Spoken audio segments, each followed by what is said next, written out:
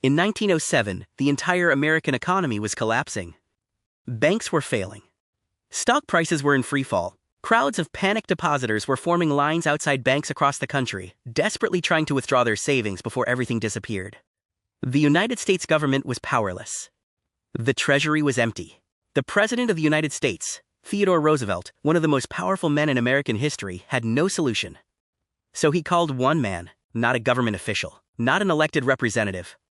A private banker, a single individual who, at that moment, held more real financial power than the entire federal government of the United States combined. His name was John Pierpont Morgan. And what he did next didn't just save America.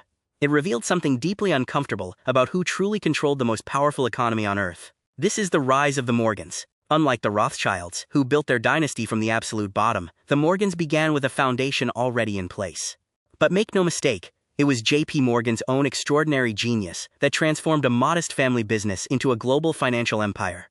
The Morgan story begins in Hartford, Connecticut, in 1813, with the birth of Junius Spencer Morgan, J.P.'s father. Junius was a sharp, ambitious merchant who recognized early that the real money in 19th-century America was not in selling goods, but in financing the people who did. In 1854, Junius made the most important decision of his life. He moved to London and became a partner at a prestigious banking firm called George Peabody & Company. London at that time was the financial capital of the world, the place where American railroads, governments, and businesses came to raise the capital they desperately needed to grow. Junius placed himself right at the center of that flow of money, building relationships with the wealthiest investors in Britain and Europe. When George Peabody retired, Junius took over the firm and renamed it J.S. Morgan & Company, and began grooming his son for the role that would define an era. John Pierpont Morgan was born in 1837. He was educated in Boston, Switzerland, and Germany, studying mathematics at the University of Göttingen, a training that gave him an almost supernatural ability to process numbers and assess risk.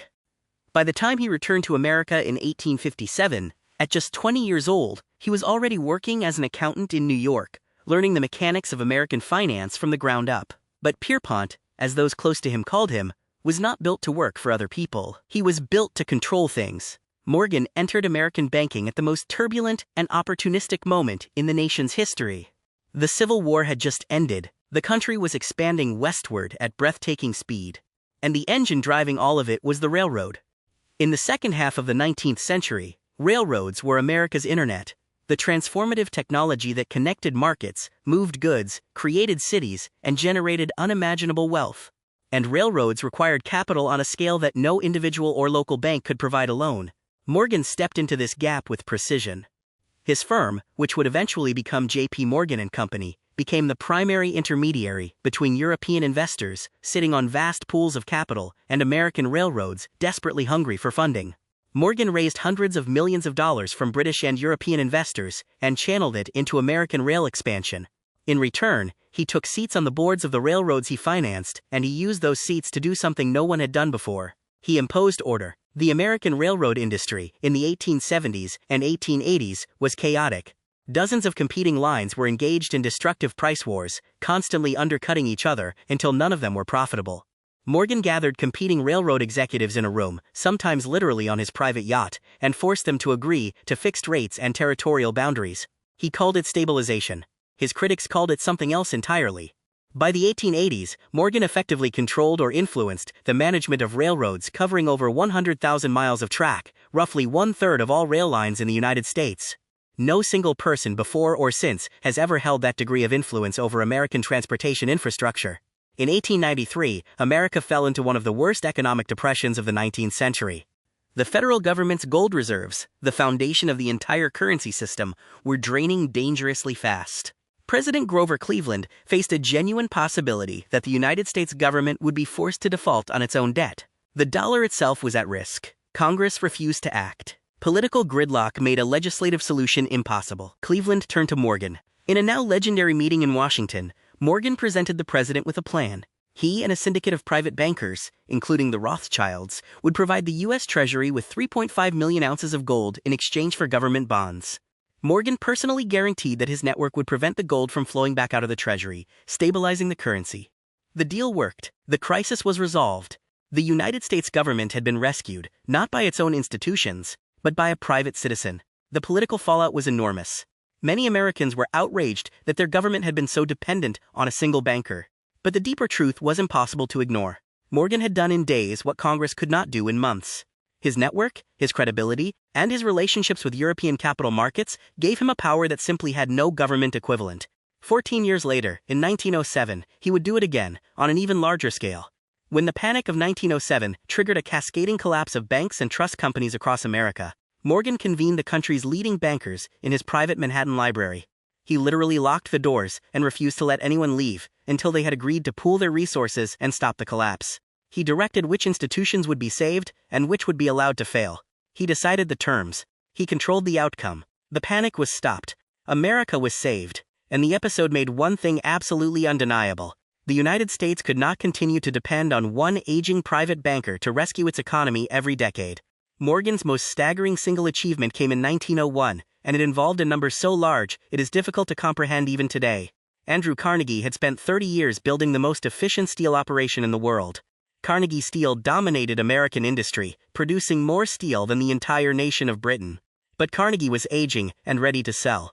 Morgan bought him out for $480 million, equivalent to roughly $16 billion in today's money, the largest private transaction in American history up to that point. Carnegie reportedly said afterward that he should have asked for $100 million more, and Morgan replied that he would have paid it. Morgan then merged Carnegie Steel with several other steel companies to create U.S. Steel, the first corporation in American history to be valued at over $1 billion at its founding. In today's terms, U.S. Steel at its creation represented a market capitalization of over $400 billion. It controlled approximately 67% of American steel production. Morgan did not build factories. He did not mine ore. He did not invent anything. What he did was recognize that fragmented industries fighting each other were collectively worth far less than unified industries operating efficiently, and he had the capital, the credibility, and the sheer force of personality to make those unifications happen. By the early 1900s, a congressional investigation, the Pujo Committee hearings of 1912, attempted to map the full extent of Morgan's financial reach. What they found was staggering. Through interlocking board memberships, Morgan and his associates held positions on the boards of banks, insurance companies, railroads, and industrial corporations, with combined resources estimated at over $22 billion in 1912 dollars. His network touched nearly every major sector of the American economy simultaneously. The hearings shocked the public. The result was the Federal Reserve Act of 1913, the creation of America's central banking system, designed explicitly so that the United States government would never again be dependent on private bankers to manage national financial crises. Morgan did not live to see it fully implemented. He died in Rome in March 1913, at the age of 75, leaving an estate valued at approximately $80 million. When John D. Rockefeller heard the figure, he reportedly said, "And to think, he wasn't even a rich man." That comment tells you everything. Morgan's true power was never in what he personally owned. It was in what he controlled, what he financed, and what he made possible. The Morgan name lives on today in J.P. Morgan Chase, one of the largest and most powerful financial institutions on Earth, managing assets exceeding $3.7 trillion. But the real inheritance J.P. Morgan left behind is a lesson about the nature of financial power itself. Governments rise and fall. Armies win and lose. But the people who control the flow of capital, who decide which industries get funded, which governments get rescued, and which economies get to grow, those people hold a quieter, deeper, and far more durable form of power than any politician ever will. John Pierpont Morgan understood that before almost anyone else. And he built a dynasty around it that still shapes the world you live in today.